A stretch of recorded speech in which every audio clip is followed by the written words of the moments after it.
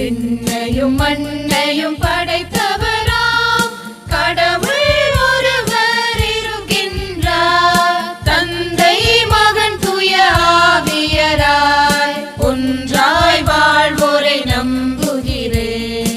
தூய ஆவியின் வல்லமையால் இறை மகன் நமக்காய் மனிதரானார்.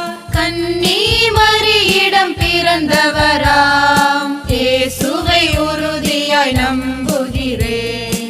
ராத்துவின் ஆட்சியில் பாடுபட்டார், சிலுவையில் இருந்து அடக்கப்பட்டார், மூன்றாம் நாளில் உயிர்த்தெழுந்தார், இறப்பின் மீதே வெற்றி கொண்டார்.